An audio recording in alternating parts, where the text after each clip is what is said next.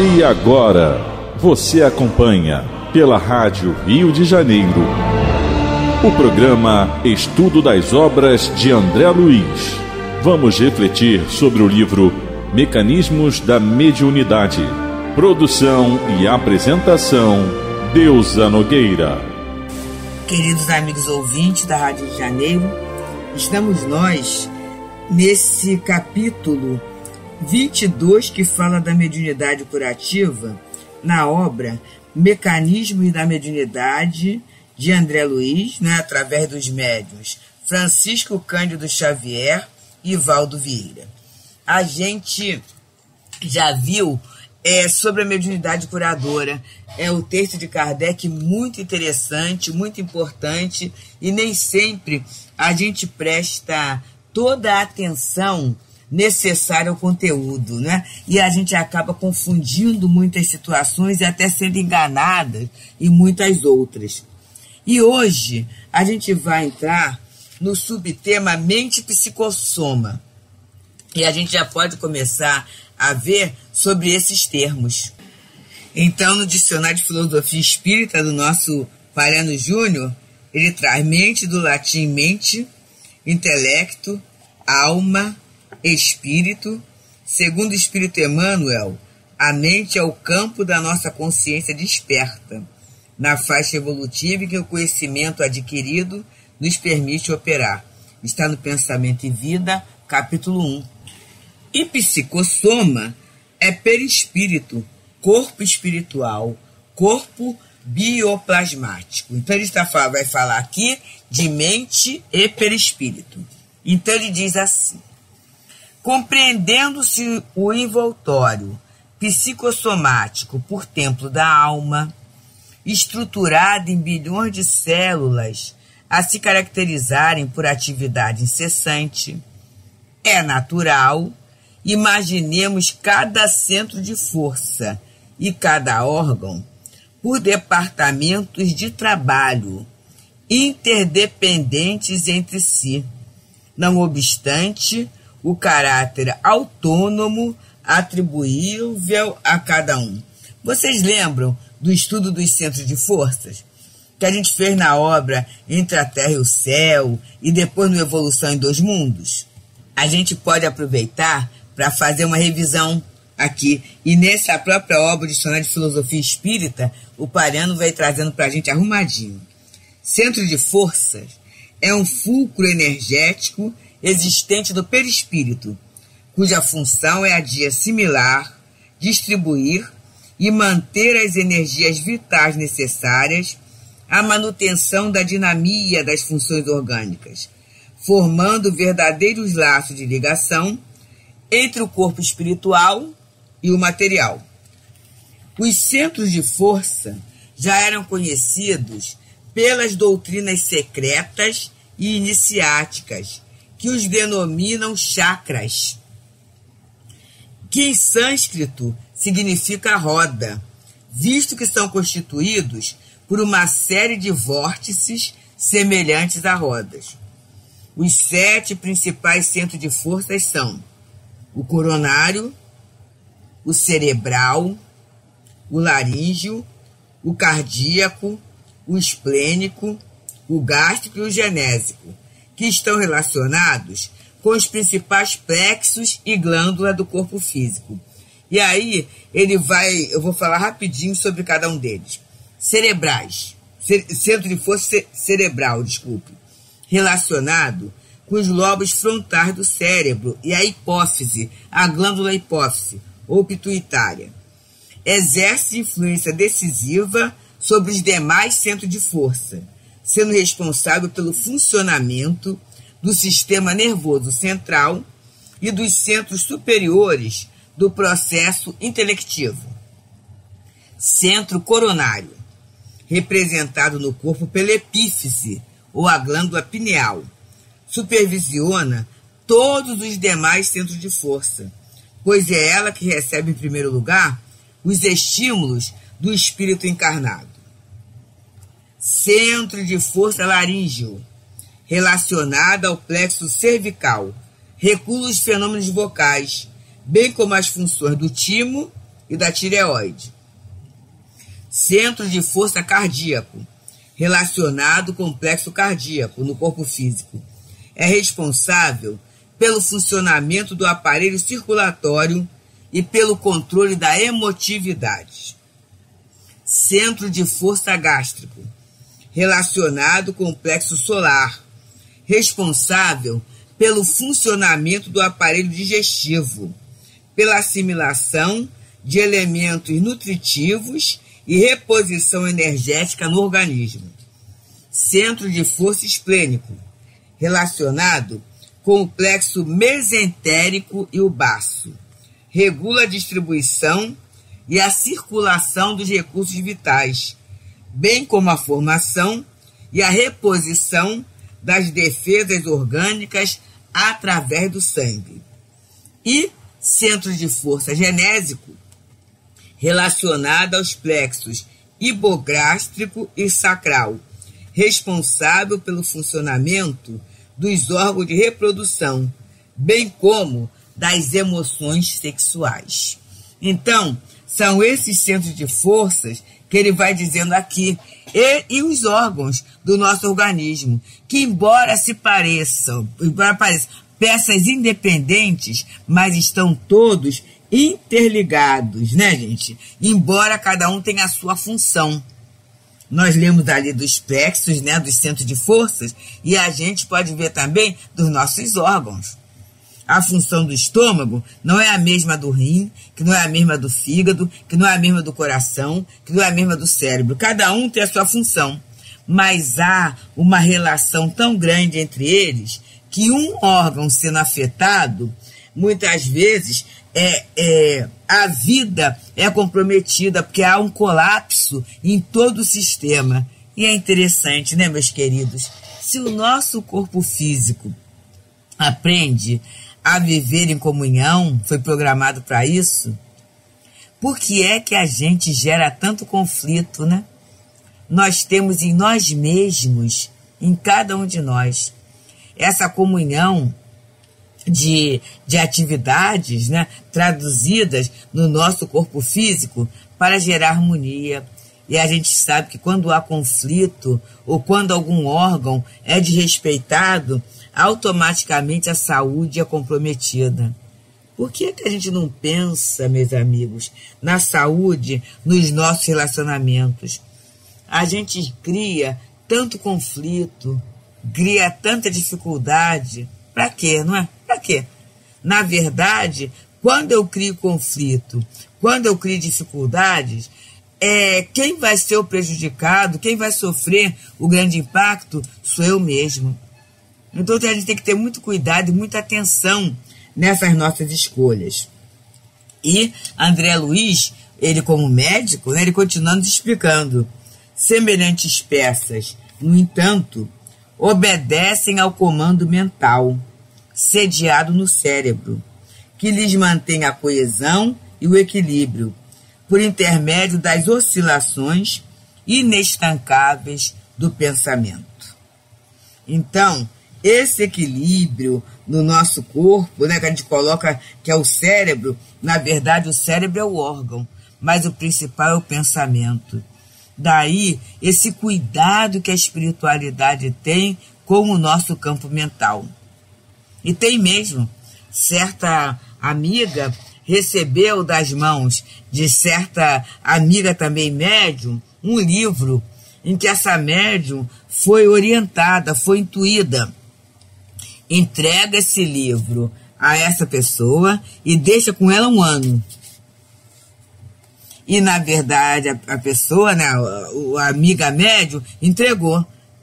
Ela não sabe o que é, e talvez até quem recebeu não saiba o que é. Mas por que será que a espiritualidade deu aquele livro, né, um livro assim, de mensagens e tudo, para que ficasse na mão daquela criatura 1 ano? Quer dizer, durante 1 ano, aquele pensamento vai ser trabalhado numa direção superior. E vai ser sustentado por imagens superiores que vão garantir o quê? O equilíbrio. Esse pensamento equilibrado que vai gerar o bom comando em toda a estrutura orgânica. Quer dizer, é do espiritual para o material. É o espírito atuando sobre a matéria. E ele continua nos falando assim, no capítulo 12, que fala sobre a mediunidade, 22, desculpe, mediunidade curativa, mente psicossoma. E ele fala: temos assim as variadas províncias celulares sofrendo o impacto constante das radiações mentais, a lhes absorverem os princípios de ação e reação desse ou daquele teor, pelos quais os processos da saúde e da enfermidade, da harmonia e da desarmonia são associados e desassociados conforme a direção que lhes imprima a vontade. E a gente já começa a perceber nesse estudo a autonomia que a gente tem para gerar saúde ou para gerar enfermidade, para gerar harmonia ou para gerar a desarmonia, conforme a direção que lhes imprima a vontade. E aí eu sei que tem gente falando assim, mas a doença que eu tenho, eu não estou resgatando, eu não estou pagando, eu estou resgatando sim a minha própria indisciplina mental, a minha própria intemperança, a minha própria movimentação no campo da revolta. Tudo isso, gente. Tudo isso está sendo resgatado nesse momento. É efeito, não é causa. E aí, quando eu começo a saber que eu posso dar uma melhorada nisso, eu vou procurar os recursos. Eu posso procurar esse recurso. Eu tenho o direito de procurar o recurso. E nessa procura, dos recursos, nessa procura de entendimento, nessa procura de uma melhoria na minha vida, com toda certeza a felicidade, o equilíbrio é o ponto certo. E aí alguém pode perguntar, mas como é que eu vou evoluir estando tudo bem? Trabalhando. E isso aí é algo, queridos, que é um segredo, é o tesouro da vida. Olha só, quando estiver tudo bem, procura alguma coisa para fazer. Porque tem condições para fazer. Então nesse momento não tenho nenhum problema. Não tem problema de saúde, não tem problema financeiro, a vida no trabalho está tudo muito bem, a família está bem. Vamos procurar trabalhar, compartilhar. Não é porque a gente vai ser castigado, não. É porque a gente está tendo condições de equilíbrio para buscar o melhor, para evoluir. Então vamos aproveitar. Não vamos esperar fazer o movimento evolutivo só através do processo da dor. A gente pode fazer por esse grande compartilhamento, por essa grande vivência na vida em sociedade, por esse grande treinamento de amor. Esse treinamento que é o alimento da vida, o sustento do universo. Então, amigos, estamos nesse espaço oferecido generosamente pela Rádio Rio de Janeiro para o estudo da obra de André Luiz. E nesse momento estamos estudando o livro Mecanismos da Mediunidade, no seu capítulo 22, intitulado Mediunidade Curativa, no subtema Mente e Psicossoma. E André Luiz continua nos falando assim: naturalmente, não podemos esquecer que o alimento comum garante a subsistência do corpo físico através da permuta contínua de substâncias com a incessante transformação de energia. E isso acontece porque a força mental conjuga a substância e energia na produção dos recursos de apoio à existência e dos elementos reguladores do metabolismo. Então, a alimentação ela é importantíssima. Mas a gente não pode entender só a alimentação naquilo que a gente ingere materialmente. Até porque o que a gente ingere materialmente está relacionada com a nossa emoção, com a nossa disciplina mental, com a nossa intemperança. Quantas vezes, meus queridos, a gente tem que orar, né? Tem que buscar respiração, e aí os trabalhos que são feitos de meditação, de atenção plena, de consciência corporal, são fundamentais, porque a pessoa, né, o espírito, nós, né, passamos a comer certas substâncias que são danosas ao nosso organismo. Porque é gostoso, e aí olha os processos de compulsão sendo gerados. E olha a necessidade de esclarecimento, às vezes até a pessoa esclarecida. Olha, fulano, você está com colesterol, triglicerídeo, está alto, né? Então, é diminuir a quantidade de gordura, a quantidade de açúcar, tudo isso. E aí a pessoa, ela não consegue diminuir porque ela está acostumada e ela não quer criar um novo hábito e acha que não tem forças. E aí, se esse é o seu momento, meu ouvinte, recorre à oração. Recorre à oração para ter a coragem de buscar ajuda, dizendo assim, né? Eu tenho essa compulsão, me ajuda. E aí, nesse momento, temos os grupos das Irmandades Anônimas, né? Os diferentes grupos que podem ajudar. Temos o trabalho do atendimento fraterno. Temos até os trabalhos de reeducação. Mas para eu me reeducar, eu preciso estar consciente de que é uma necessidade minha, porque senão eu vou nas desculpas. Eu vou falar que eu fui criado assim. E às vezes eu coloco até a desculpa assim, mas eu não tenho força de vontade mesmo, como se isso fosse uma grande vantagem.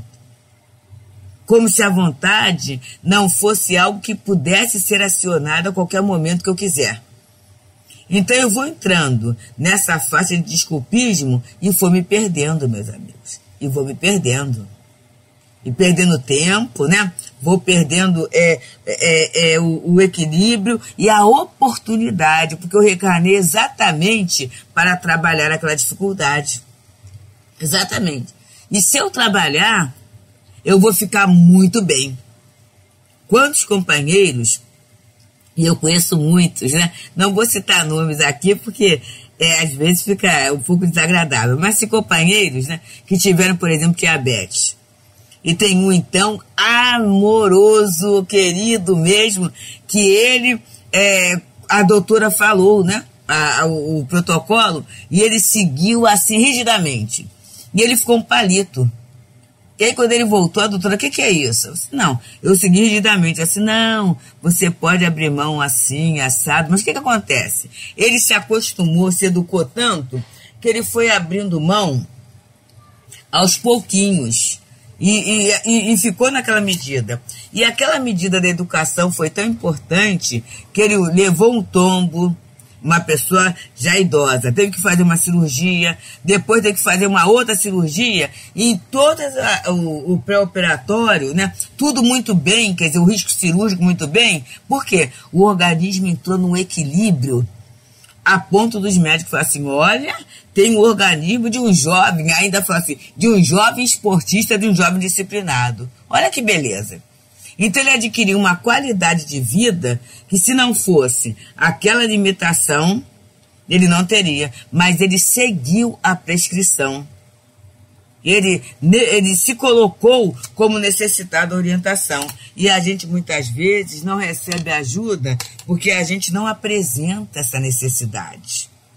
A gente quer que o outro faça pela gente, mas a gente não tem consciência. E para receber ajuda é necessária essa abertura. Então, André Luiz continua nos falando. Além desses fatores, cabe-nos contar com os fatores mentais para a sustentação de todos os agentes da vida, que se fará dessa ou daquela forma, segundo a qualidade desses mesmos ingredientes. Vamos pensar nesse tema aqui? Quer dizer, além da alimentação, né? Essa produção energética que o alimento traz, nessa alimentação material, ele fala dos fatores mentais para a sustentação de todos os agentes da vida. E a gente é a consciência. Eu estou comendo para me alimentar fisicamente. E aí eu começo a pensar, esse alimento vai me fazer bem, ele vai me trazer energia, vai me trazer força, para que eu possa realizar as tarefas que a vida me apresenta. Olha como é que fica a qualidade. E daí, meus amigos, não é interessante eu me alimentar vendo TV. Ah, mas eu me alimento assistindo uma palestra lá na Smart TV. Tudo bem, só que aqueles pixels, né? Aquele movimento de muita luz na TV, tudo isso, afeta a minha visão. Eu falo afeta, não estou falando que faz mal, não. Impressiona a minha visão. E ali, como nós já aprendemos que é tudo um sistema, que é tudo um conjunto, com certeza a minha atenção, a minha visão, vai ficar dividida entre o alimento que está no prato, né? A minha movimentação, tirando o tipo do alimento, fazendo a minha seleção sobre aquilo que eu vou comer primeiro, aquilo que eu vou juntar com outra porção, né? Na elaboração da porção alimentícia, e mais do que está ali na televisão. A minha audição é o que está na televisão, o que está ocorrendo ali. Então eu fico dividida. Então seria muito bom, né? E é nesse momento que a rádio é muito interessante. Que aí eu vou, né, estar ali ouvindo, mas a minha visão, o meu corpo, a minha postura corporal estará plenamente atento àquilo que eu estou ingerindo. E eu começo a pensar no valor daquele alimento, muitas vezes agradecendo pela possibilidade de ter o alimento, de poder ingerir aquela porção, aquele prato que está ali. Tudo isso vai me dando essa qualidade de vida. E tudo isso vai fazendo até, gente, que eu entre nesse estado de prece. Esse estado de prece, né, que permite uma assistência espiritual saudável, que podem, quem sabe, se for necessário, colocar fluidos, colocar nutrientes naquela água, se eu tenho o hábito de fazer a alimentação com a água, naquela água ser colocada alguma substância que venha me acalmar, que venha me pacificar, ou que venha me dar o ânimo, a energia necessária, se eu tiver que trabalhar a partir dali. Então, tudo isso. Agora, imagina naquele momento em que eu me alimento assistindo um telejornal, em que há o crime, em que há a tensão. Então, com certeza, gente, esse meu alimento, ele vai estar impregnado pelo meu pensamento, pela minha atenção, dessas questões todas. Então, o aproveitamento vai ser muito menor. É por isso que a gente sabe de pessoas que muitas vezes, vendo televisão, né, elas comem uma caixa de bombom. Até a questão da pipoca no cinema e vendo um filme, né? A pipoca é pequenininho, né? Então, a gente vê muitas vezes a pessoa pega aquele cesto de pipoca e ela come, ela nem percebe o que está comendo, né? Essa pipoca, dependendo da forma como ela é feita, não é tão calórica, né? Mas mesmo assim a pessoa não se apercebe daquele sabor. Porque se ela for sentar para comer a pipoca mesmo, ela um saco de pipoca, né? Vai ser mais do que suficiente para que ela sinta o sabor, né? A coisa saborosa que é, para quem gosta. Eu gosto. E aí ele vem dizendo aqui, encerrando esse tema, intitulado Mente Psicossoma. Conforme a integridade desses princípios, resultará a integridade do poder mecânico da mente para a formação dos anticorpos na intimidade das forças componentes do sistema sanguíneo. E aqui ele fala em anticorpos. Quando fala em anticorpos, a gente pensa em imunidade, que é uma palavra que a gente trabalhou muito e vive muito nesse nosso momento social, nesse nosso momento planetário. E ele diz que essa imunidade está ligada à integridade desses princípios. Que princípios são? Os princípios alimentícios, materiais, mas também o comando mental, essa força mental que conjuga substâncias de energia na produção de recursos de apoio à existência e dos elementos reguladores do metabolismo. Que a gente possa meditar no dia de hoje sobre isso e na nossa próxima refeição. Que a gente possa estar muito atento, muito agradecido, colocando a nossa vontade na assimilação de todos os nutrientes que Papai do Céu permite que a gente tenha contato. Muita paz. A Rádio Rio de Janeiro apresentou o programa Estudo das Obras de André Luiz. Produção e apresentação, Deusa Nogueira.